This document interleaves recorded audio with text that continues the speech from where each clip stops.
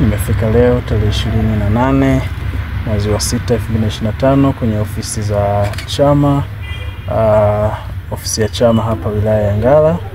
Lengo madhubuti ikiwa ni kuchukua fomu kwa ajili ya kuomba ridhaa ya wana CCM wa wilaya ya Ngara kuomba nafasi ya mbunge wa jimbo la Ngara.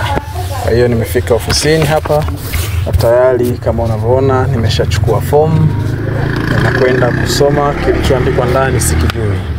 Kwa hiyo ninakwenda kusoma kilichoandikwa ndani ili nikakizingatie na nijaze fomu hii na niweze kuirejesha.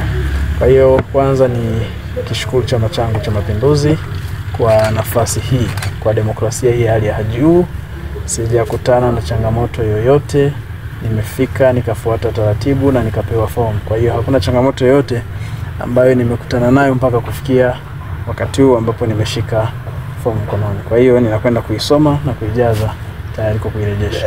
Sababu kubwa ya kufika kuchukua fomu ni mahitaji ya jimbo la Ngara.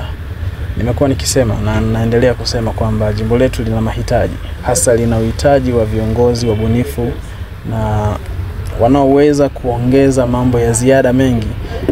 Ukichanganya na yale ya ilani na yanayofanywa na serikali, jimbo letu likapiga hatua moja kwenda sehemu nyingine. Kwa hiyo sababu kubwa iliyonifanya nije kuchukua fomu kwenye jimbo hili la Ngara ni mahitaji ya wanangara basi. Ndio. Wakati unakuja kuchukua fomu, kuna mtu alikuwepo madarakani kabla ya shughuli za bunge kutamatika. Ndio. Pengine unadhani unatosha kuvaa viatu vyake? Sipo hapa kuvaa viatu vyake. Ninakuja na viatu vyangu. Kwa sababu viatu vyake pengine vinaweza vikawa ni vidogo zaidi au vikawa ni vikubwa zaidi. Kwa hiyo sipo kuvaa viatu vyake. Nitakuja na viatu vyangu ambavyo ninaamini kwamba ikiwa wana CCM wataridhia na wanangara wataridhia, ninaamini tunaenda kuwa na jimbo la mfano hapa Tanzania.